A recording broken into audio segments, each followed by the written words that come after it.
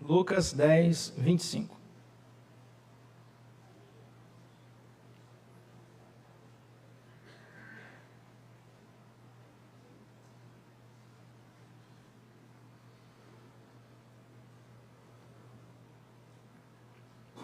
Eu vou ler a partir do verso 25. E eis que certo homem, intérprete da lei, se levantou com o intuito de pôr Jesus à prova e disse: Mestre, que farei para herdar a vida eterna? Então Jesus lhe perguntou: que está escrito na lei? Como interpretas? A isto ele respondeu: Amarás o Senhor teu Deus de todo o teu coração, de toda a tua alma, de todas as tuas forças e de todo o teu entendimento, e amarás o teu próximo como a ti mesmo. Então Jesus lhe disse: respondeste corretamente, faze isto e viverás. Ele, porém, querendo justificar-se, perguntou a Jesus: quem é o meu próximo? Jesus prosseguiu dizendo: certo homem descia de Jerusalém para Jericó e veio a cair em mãos de salteadores, os quais, depois de tudo lhe roubarem, lhe causarem muitos ferimentos, retiraram-se, deixando-o semimorto. Casualmente, descia um sacerdote por aquele mesmo caminho, e vendo-o, passou de largo. Semelhantemente, um levita descia por aquele lugar, e vendo-o, também passou de largo.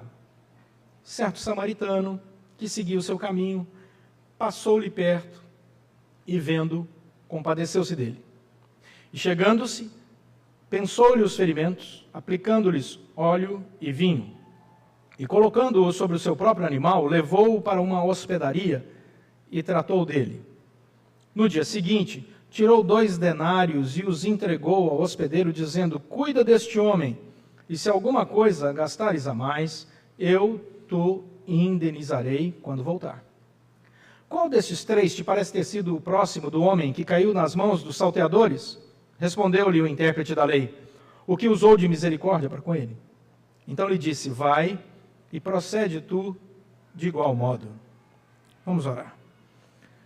Ó Deus, cada irmão e irmã entrou aqui nessa manhã, início de tarde, com questões pessoais que só o Senhor conhece.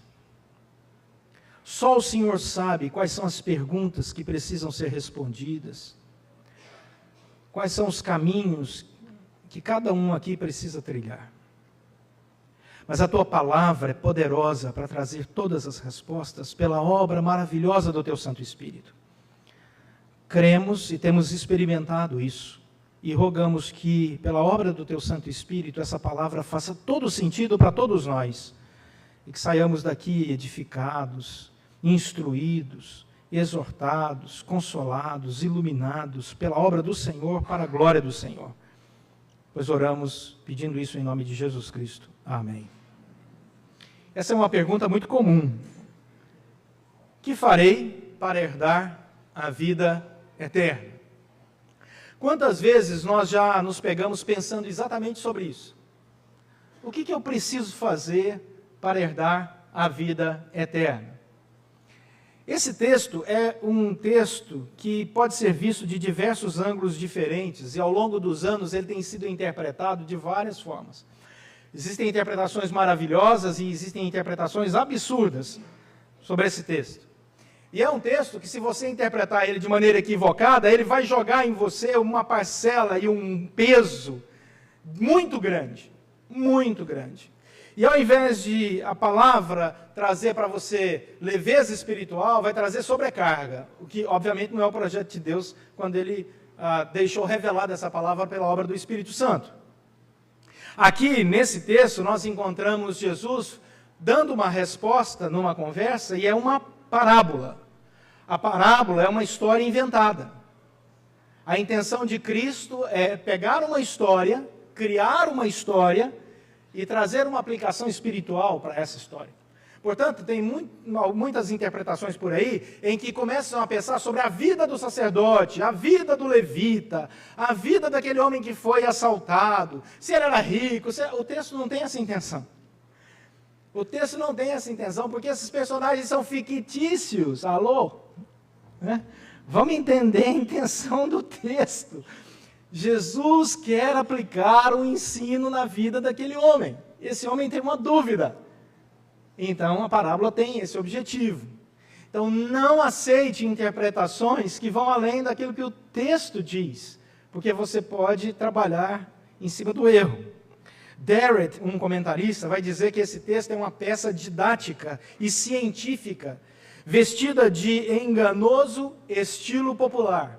Ou seja, a pessoa lê como se estivesse lendo uma coisa muito simples, mas não percebe a riqueza do texto. Kenneth Bailey, que é um comentarista muito interessante, ele interpreta esse texto dizendo que o diálogo do intérprete da lei com Jesus é o centro da parábola, e que no verso 25 há uma abertura de assunto que o verso 28 responde, faz isso e viverás, e que no meio, o cerne da discussão é a lei.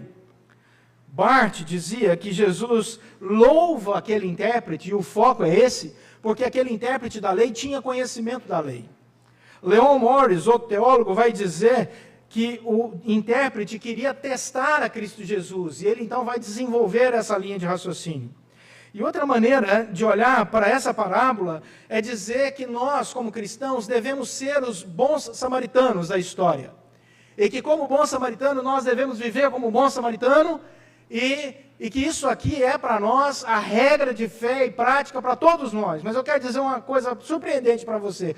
Nós não somos o bom samaritano nessa parábola. Como é que é? Isso mesmo, você não ouviu errado não. Nós não somos o bom samaritano da parábola. Quem assume isso aqui pega um peso espiritual que não vai conseguir carregar. E essa não é a intenção de Jesus Cristo. Vamos manter o texto aberto e vamos caminhar no texto para você poder entender. Jesus tem como intenção aqui evangelizar o intérprete da lei. Essa é a intenção de Jesus. Ele quer falar sobre o evangelho para o intérprete da lei que ainda não havia entregado a vida ao Senhor Jesus Cristo. Essa é a intenção. Por isso o verso 25 diz que o intérprete da lei chega para falar com Jesus e a intenção desse intérprete não é conhecer a palavra de salvação, mas apenas provar, testar o conhecimento de Jesus Cristo. Esse é o primeiro grande equívoco da interpretação aqui, porque algumas pessoas acham que o intérprete chegou assim, com o coração muito aberto. Não chegou não, ele chegou cheio de reservas. Ele queria testar Jesus Cristo. E ele faz uma pergunta para Jesus Cristo, que é: mestre, começa já elogiando, mestre, o que eu posso fazer para herdar a vida eterna? O foco do intérprete é ele mesmo.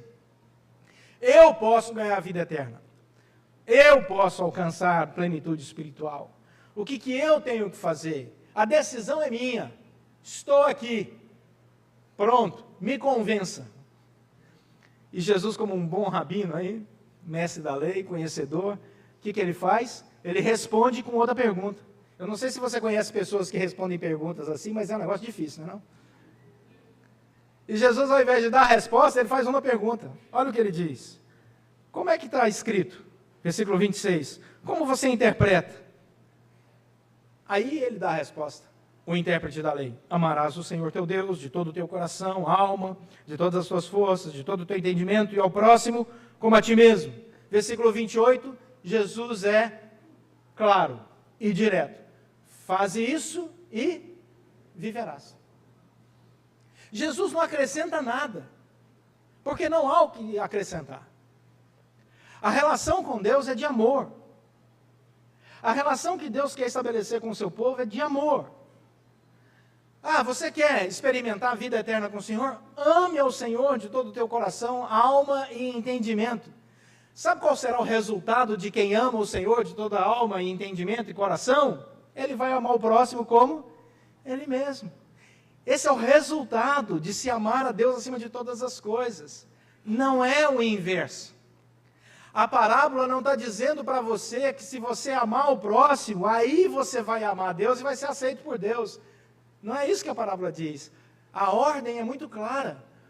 Porque existe um relacionamento de amor da pessoa com Deus, ela ama o próximo como a si mesmo, e, portanto, aí o texto continua. E a pergunta do intérprete da lei é bem interessante, porque a resposta primeiro foi correta, citou aquilo que Jesus já tinha falado em Mateus capítulo 22, E aí o intérprete da lei, no verso 29, olha o que ele diz, ele querendo justificar-se, e essa palavra é interessante, pergunta a Jesus, quem é o meu próximo? Eu sei o que a lei diz, mas eu quero perguntar para o Senhor quem é o meu próximo, como se ele não soubesse. Como se ele jamais tivesse pensado sobre isso. E então Jesus começa a dar a resposta. Tem dois biblicistas, comentaristas bíblicos, o Rogers e o Heinecker. Cuidado para não falar Heineken. Heinecker. Eles dizem o seguinte, o intérprete da lei quer aqui vindicar-se com uma pergunta, dando a entender que não sabia exatamente qual era o seu dever. É como se ele entrasse numa vida espiritual, num relacionamento com o Senhor, e dissesse assim, não, eu quero entender porque eu não sei quem é meu próximo. Ele sabe. É muito evidente na Escritura. Aí o Senhor Jesus começa a contar essa parábola. Mas o Senhor Jesus vai tocar o dedo numa ferida cultural, histórica, violentíssima ao longo da parábola. E Simon Kistemaker, um comentarista, diz que essa parábola não nasceu do nada. E eu concordo com Kistemaker. Ele diz que essa parábola nasce de uma história acontecida lá em 2 Crônicas, capítulo 28. Vai lá para 2 Crônicas para você ver. 2 Crônicas, capítulo 28. Depois do Pentateuco aí, dos primeiros 5 livros da Bíblia, você caminha, vai encontrar Josué, depois Juízes. Você vai chegar 1ª e 2ª Samuel, Reis, 1ª e 2ª Reis, vai adiante. 2 Crônicas, capítulo 28, verso 15. O que acontece aqui nesse texto? O texto do capítulo 28 conta um momento em que o reino de Israel, o país chamado Israel, havia se dividido. Depois do reinado de Davi e Salomão, seu filho, o reino de Israel, eu vou explicar de maneira bem simples, os mais teólogos aí me perdoem, só para que todos possam entender. O reino de Israel tinha 12 estados, 12 tribos, como se fossem 12 estados. 10 estados formam, na divisão, o reino do norte. Fica Israel do norte, reino do norte. 2 estados mais ao sul, vira o reino de Judá, reino do sul. Então eles se dividem. Mas é a nação Israel, só que agora 2 reinos. Um com administração tendo como sede a capital Jerusalém, que até hoje dá muita dor de cabeça. E outra ao norte, que é Samaria. A capital é Samaria. O reino do norte, agora, depois de tantos domínios, depois do domínio assírio, babilônico, agora já sob o Império Romano, eles, durante todo esse processo, o reino do norte, eles compactuou com os seus opositores. Então, o reino que dominava sobre eles, eles aceitavam. Eles aceitavam qualquer imposição. Agora, os romanos estavam reinando sobre eles, está tudo certo. Eles não se preocupavam em quebrar qualquer preceito religioso. Eles queriam agradar os romanos, não queriam briga. Já o reino do sul, com a capital em Jerusalém, brigava e dizia, não, tudo bem, estamos sob o governo de vocês, mas vocês não podem dar e ter autoridade, dar opinião e ter autoridade sobre a nossa fé. Então o reino do sul implicava com os romanos. E aí tem a revolta dos macabeus, e eles perdem a vida defendendo a sua cultura, a sua fé, enquanto que o reino do norte está tranquilo. Os sacerdotes do reino do norte casaram com um monte de mulheres, construíram outro templo no monte Gerizim, perto de Samaria. Por isso que em João capítulo 4, quando Jesus encontra uma mulher samaritana, ela pergunta, o senhor é profeta? Entende? Posso fazer uma pergunta para o senhor? Onde é que a gente deve adorar? Lá no monte Gerizim ou aqui em Jerusalém? Qual o lugar certo? E aí Jesus dá a resposta, não é nem lá, nem cá, o Senhor procura adoradores que o adorem em espírito e em verdade, pode ser em Gerizim, pode ser em Jerusalém, pode ser na Europa, pode ser no Brasil, pode ser até na Argentina. Né? O Senhor abre ali o seu coração e revela que Ele procura verdadeiros adoradores que o adorem em espírito e em verdade, não há essas barreiras. Então eles haviam construído o Reino do Norte, lá em Gerizim, um templo. E chegou a um ponto de que Flávio Joséfo conta que esses de Samaria, por isso o nome samaritanos, lá do Reino do Norte, que construíram esse templo em Gerizim, uma afronta ao templo de Jerusalém, que era o templo de Salomão, eles chegaram ao ponto de enviar uma carta para o império, pedindo ao império que pudesse transformar o templo com o nome de Zeus Helenos. Ou seja, eles iriam dedicar aquele templo às deidades, às divindades romanas, para não ter nenhum problema. Ah, vocês estão tendo problema no sul, mas aqui, se quiser até chamar o nosso templo de Zeus, pode chamar. Portanto, os samaritanos, ao longo da história, eles foram se desligando da espiritualidade judaica, a tal ponto que o judeu considerava o samaritano o pior ser humano da face da terra. O samaritano não podia entrar no templo em Jerusalém, o samaritano não podia orar, o samaritano não podia consagrar sacrifícios no templo, o samaritano não podia nem comer na casa de um judeu. Esse é o tipo de relacionamento. E aí, Jesus resgata essa história, segundo Kistemaker, para criar esse paralelo. Por quê? Porque aqui em Crônicas, conta a história do momento em que o Reino do Norte, esse das 10 tribos, dos 10 estados, no momento da história, invadiu o Reino do Sul, há muitos anos atrás, matou, prendeu seus próprios irmãos e levou 200 mil pessoas cativas do Reino do Sul para o Reino do Norte, para servir como escravos. E quando esse exército, com esses 200 mil escravos, irmãos deles, estão chegando lá em Samaria, sai o profeta, verso 9 de 2 Crônicas 28, chamado Oded, vai ao encontro do exército e diz: o Senhor Deus está irado com vocês. Vocês chegaram ao ponto de matar os próprios irmãos judeus, e agora trazem eles como escravos para cá. O Senhor vai derramar ira sobre ira em cima de vocês. Não façam isso. Olha o que diz a partir do verso 14. De 2 Crônicas 28. Então os homens armados deixaram os presos e o despojo diante dos príncipes de toda a congregação. Homens foram designados nominalmente, os quais se levantaram e tomaram os cativos, e do despojo vestiram a todos os que estavam nus, vestiram-nos e calçaram-nos, e lhes deram de comer e de beber, e os ungiram. A todos os que por fracos não podiam andar, levaram sobre jumentos, até Jericó, cidade das palmeiras, a seus irmãos. Perceba que são samaritanos, pegando o povo de Judá e cumprindo exatamente a agenda do bom samaritano que Jesus vai contar a história. Jesus resgata isso lá atrás e traz essa parábola para que eles pudessem, para que aquele intérprete da lei pudesse entender qual é a intenção. Então, esta é a caminhada. Em Mateus, Mateus vai falar sobre isso, é melhor de Lucas 9:51. Lucas 9:51. E aconteceu que, ao se completarem os dias em que devia ele ser assunto ao céu, Jesus Cristo, manifestou no semblante a intrépida resolução de ir para Jerusalém. E enviou mensageiros que o antecedessem. Indo eles, entraram numa aldeia de samaritanos para lhe preparar pousada, mas não o receberam. É nesse contexto que Jesus vai contar a história do bom samaritano. Aonde o próprio Senhor Jesus, saindo e tendo que atravessar para Samaria para chegar a Jerusalém, não foi recebido pelos samaritanos. Eles recusaram dar a Jesus comida e pouso, porque ele era um judeu da Galileia, e eles não iam aceitar isso. Bom, versículo 30 do nosso texto, de Lucas 10. O homem que descia de Jerusalém para Jericó é assaltado.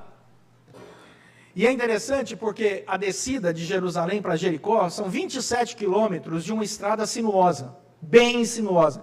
Como se você descesse de Petrópolis, viesse de Petrópolis para o Rio, aquela estrada bem sinuosa, e você consegue, de um lugar da estrada, ver as pessoas lá embaixo, em outro lugar da estrada. São 1.200 metros de altitude, de diferença. 27 quilômetros, curvas bem fechadas. É um dos piores lugares para você andar. Na época dos cruzados, eles fizeram várias fortificações para proteger as pessoas, porque era uma região perigosa, historicamente perigosa, e continuava a ser por anos e anos e anos. E Jesus nos conta aqui no versículo 30, então, esse homem está descendo, e esse homem é ferido, roubado, deixado semi-morto. O verso 31 diz que o sacerdote se aproxima, e ele estava provavelmente a cavalo. Ele vê o homem caído de longe. E a palavra grega usada aqui, já que o texto está escrito em grego, é que ele se distanciou e passou o mais longe possível do homem, para não ter nenhum contato com esse homem que estava caído, ferido, semi-morto. O sacerdote passa longe, porque haviam leis cerimoniais no Antigo Testamento que diziam que um sacerdote não podia tocar uma pessoa morta. Se ele tocasse uma pessoa morta, ele tinha que passar por um processo de purificação. Então o que o sacerdote faz? Para não correr o risco do sujeito estar vivo ou morto, eu vou passar bem longe, parece que está morto, não vou tocar nele, lei cerimonial está cumprida. A crítica de Jesus ao sacerdote é óbvia, porque esse sacerdote não demonstrou amor ao próximo, porque o seu coração estava longe do amar a Deus. Porque a própria lei de Levítico, capítulo 19, de Salmo 37, de Miqueias, capítulo 6, dizia que era função, não apenas do sacerdote, mas de todo o povo de Deus, amar o próximo, estender a ele a sua ajuda e cuidar dele. Mas ao invés do sacerdote pegar esses aspectos da lei, ele usa um aspecto da lei cerimonial para se distanciar, para se manter puro e não se envolver com o problema. A outra pessoa que se aproxima, verso 32, é um levita. O levita também pertencia a uma classe social mais baixa do que o sacerdote. Ele podia ajudar o homem, mas diz o texto que ele também repete o mesmo gesto do sacerdote e também se distancia daquele homem moribundo, de tal forma que ele não passa nem perto, porque ele também não queria se contaminar. Interessante, porque ele repete exatamente a postura do sacerdote. O Kenneth Bailey, o comentarista, vai dizer que para ele, e o Kenneth Bailey morou nessa região por 20 anos, esse comentarista, o levita viu o sacerdote passando longe e falou: se o sacerdote passou de longe, quem sou eu para passar perto? Vou passar longe também. E não se envolveu. Mas aí, Jesus faz o quê? Olha o verso 33. Jesus apresenta o pior inimigo do judeu, o sujeito que não podia orar, o sujeito que não podia entrar no templo, o sujeito que não valia absolutamente nada no conceito daquele povo, como exemplo. Jesus é interessante. Custava ele pegar outro exemplo? Mas não. Quer pegar logo o samaritano. Ele podia dar, vinha um galileu, né? Vinha um sujeito lá de Jerusalém. Não, ele vai lá na ferida cultural, histórica, e fala, vinha um samaritano. Você imagina, o intérprete da lei, ele arrepiou inteiro. O intérprete da lei não gostou de jeito nenhum dessa interpretação. Tanto é, olha o finalzinho do texto, que quando Jesus pergunta para ele, quem é aquele que se comportou como próximo? Olha a resposta dele no verso 37. Ele fala o samaritano? Não. O intérprete da lei diz assim, o que usou de misericórdia para com ele. Ele não usa a palavra samaritano. Ele diz o que usou de misericórdia para com ele. Porque foi muito ofensivo. O samaritano ser o herói da história não é possível. Um samaritano é uma pessoa que era desprezada. Mas a palavra grega que Jesus usa aqui é a palavra splanrizomai. Compadecer-se como um ato de amor verdadeiro. Jesus diz aí no verso 33 que o samaritano, acompanha comigo aí o texto, certo samaritano que seguia o seu caminho, passou-lhe, não longe, mas perto, para verificar o estado daquele indivíduo. E aí, vendo, porque ele para observar, ele se compadece. Essa palavra grega significa, não é apenas um gesto de misericórdia, não, é compaixão, sai do fundo do coração, ele sofre com a situação daquele indivíduo que está lá semi-morto. Ele realmente se importa. E ele pega aquele indivíduo e transforma a vida dele, porque ele cuida dos ferimentos, diz o texto. Ele aplica óleo, ele aplica vinho, são os remédios da época. Ele coloca o homem sobre o seu próprio animal. Olha o que esse samaritano faz. E ele vai andando agora ao lado, imagine, uma caminhada longa, 27 quilômetros.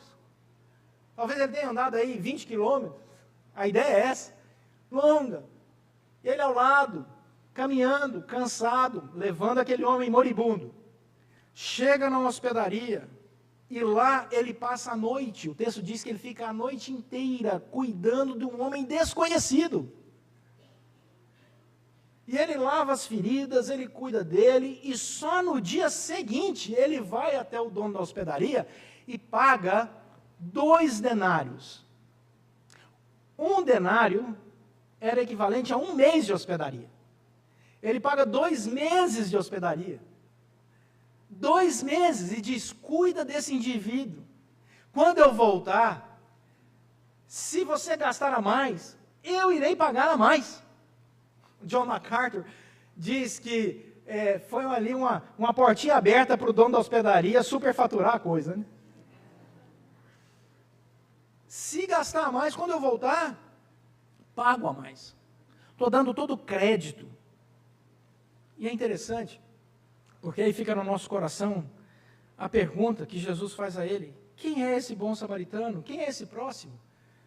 Quem é o próximo que amou esse homem? É o bom samaritano. Aí a pergunta é: quem somos nós? Quem são esses personagens? E o que isso tem a ver com a nossa vida? O primeiro personagem, esse homem que foi assaltado, largado, semi-morto, jogado ali na estrada, na beira da estrada, somos nós, eu e você. Somos nós que apanhamos todos os dias. Somos nós que somos assaltados todos os dias. Somos assaltados no nosso tempo. Somos assaltados no nosso amor. Somos assaltados na nossa confiança. Somos assaltados na nossa segurança. Somos assaltados até fisicamente, financeiramente. Somos assaltados todo o tempo. Apanhamos do mundo, apanhamos do inimigo das nossas almas, apanhamos das nossas próprias inclinações ao pecado.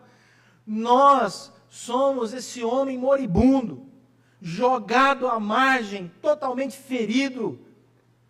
E o sacerdote que passa é uma religiosidade histórica, tradicional, distante, que importa apenas com seu status quo, mas não olha para aquele que está sofrendo, não se importa com ele, não o atende, não escuta suas dores, quer manter o seu status e pronto.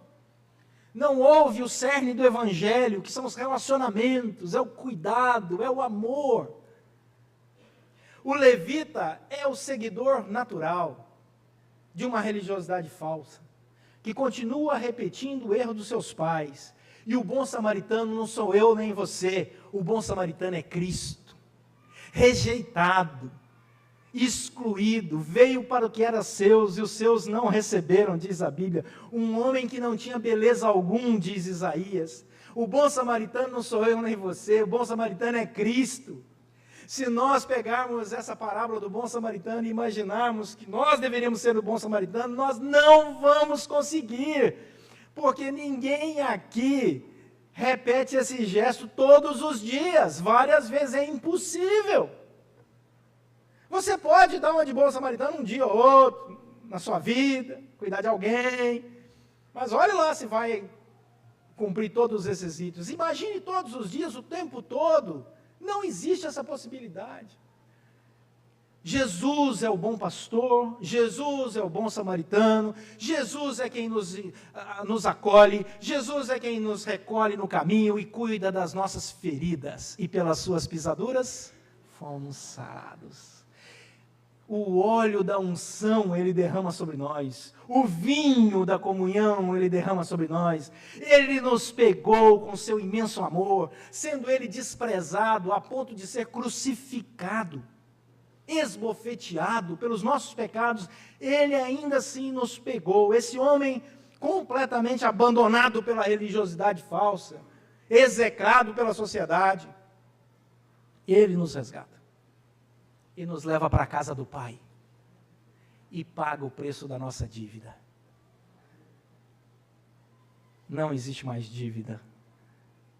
Ele morre na cruz em nosso lugar, derrama o sangue para que haja remissão de pecados, ressuscita ao terceiro dia e nos garante vitória sobre a morte.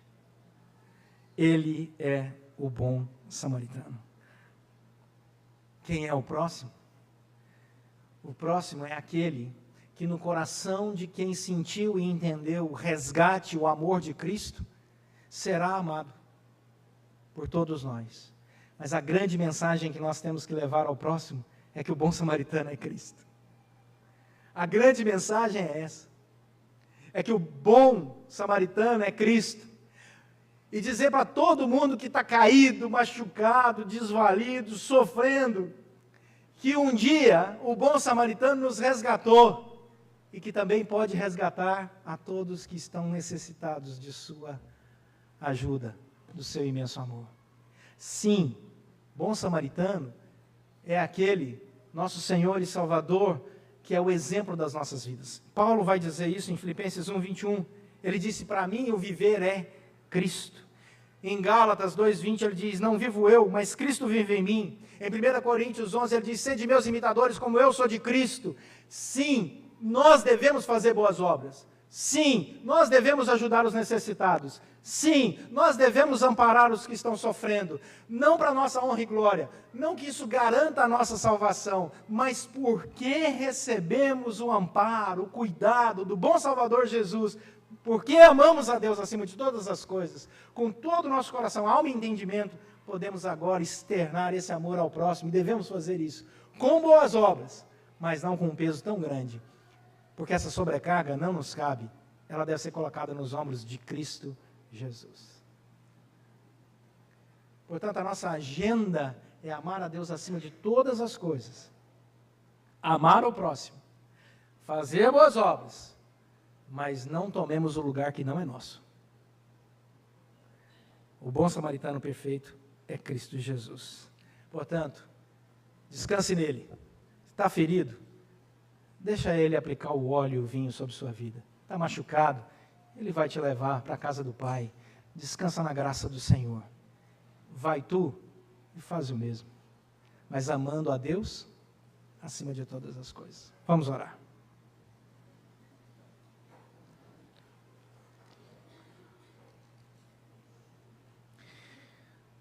Você não pode fazer nada para herdar a vida eterna. É a graça de Deus que bate no seu coração e implanta fé. Mas a partir do momento que essa fé entra no seu coração, não tem jeito de dizer não. Portanto, renda-se.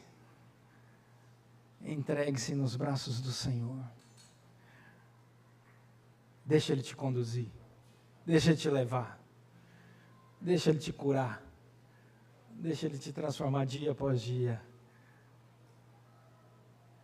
Que experiência maravilhosa é essa? Ore ao Senhor pedindo isso. E ame ao próximo como resultado desse grande amor que você tem por Deus. Senhor, nosso Deus e Pai, muito obrigado pelo Teu amor, pelo Teu resgate, pelo Teu cuidado. Estávamos sem esperança, estávamos, ó Deus, jogados, perdidos, desvalidos. O Senhor veio e em Cristo Jesus morreu em nosso lugar para nos dar vida e vida em abundância. E em Cristo Jesus nascemos de novo. Obrigado, Senhor. Obrigado pelo Teu imenso amor por nós. E agora, Senhor, fala aos nossos corações. Nos dê corações gratos por tantas bênçãos que o Senhor tem nos dado. Deus, não nos tem faltado a comida sobre a mesa. Não nos tem faltado um bom lugar para dormir. O Senhor é tão maravilhoso. Como o Senhor cuida de nós. Ó Deus, não encontre o nosso coração ingrato nas pequenas coisas. Porque senão, ó Deus, também seremos ingratos nas grandes coisas. E principalmente na maior de todas, na salvação. Por isso, Deus, ajuda-nos. Que possamos perceber sempre o Teu cuidado, o Teu amparo, o Teu carinho, o Teu amor. E também, ó Deus, nos lembre que devemos amar o próximo e cuidar daqueles que tanto necessitam e levar a palavra do Senhor aos que carentes estão de ouvir desse amor, do Deus que se move na direção dos que sofrem. Pois oramos pedindo a tua bênção, em nome de Jesus Cristo. Amém.